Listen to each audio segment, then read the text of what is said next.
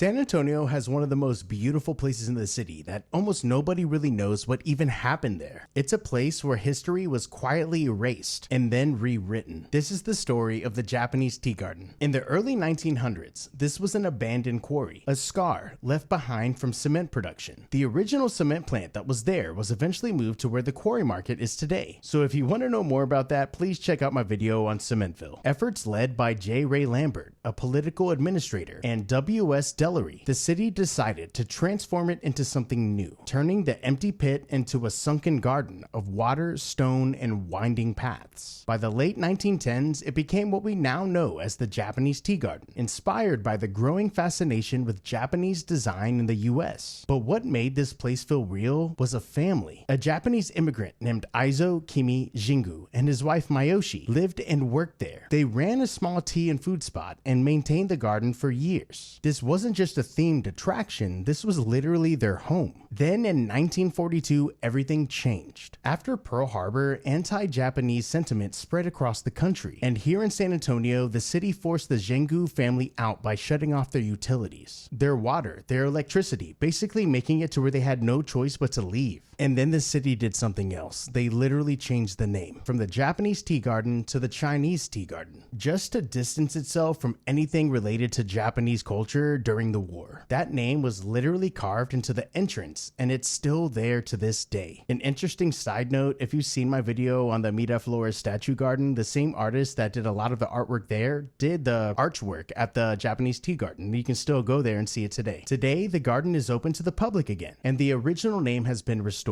It's one of the most photographed places in San Antonio, but if you look closely, you can still see the layers of its past, the quarry and the craftsmanship, and the story of the family who was pushed out. So the next time you walk through the Japanese tea garden, just remember, you're not just walking through something beautiful, you're walking through a story that almost didn't survive. Have you been to the Japanese tea garden? Did you know the history behind it? Let me know in the comments, and of course, don't forget to follow.